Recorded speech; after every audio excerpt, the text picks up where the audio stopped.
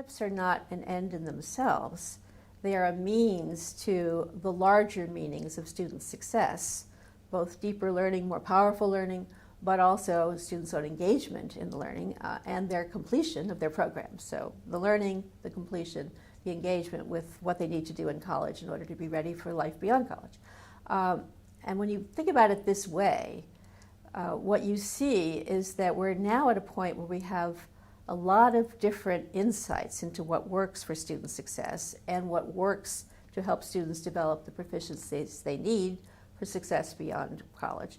We now need to engage in redesign, in effect. We need to put all the pieces together, and in doing that, we're going to be redesigning two things simultaneously. One, the way our program pathways work, and secondly, the way our institutions work in support of the students who need to get a great education in order to create better futures for themselves and for their families.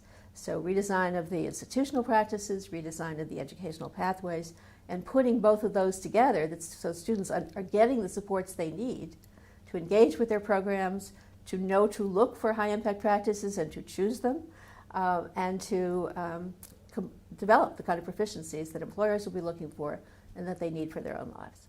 Well, the good news about student success broadly and high-impact practices specifically is that START is not the right word.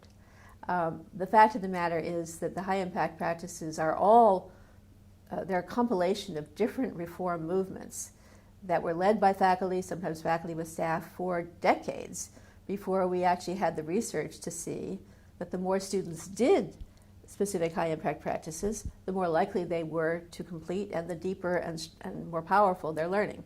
So the fact is that every campus already has a lot going on student success broadly and high-impact practices specifically. For example, when I give speeches on this subject on campus, I'll ask faculty to look at the AAC&U list of high-impact practices. There's 11 of them. And I'll say, how many of you in this audience are working yourself on at least one of these? And every hand will go up. So the issue is not getting started. The issue is figuring out where we have programs on our campuses that are already making good use of high-impact practices as part of the program, and are also engaged in supporting students where they are. The big issue from student success learning is we have to recognize that our students are not coming to us with deficits that need to be repaired, but rather with strengths and talent, potential, and questions that they care about. And we need to find out what those talents and hopes are and help connect our programs with what the students are there to work on.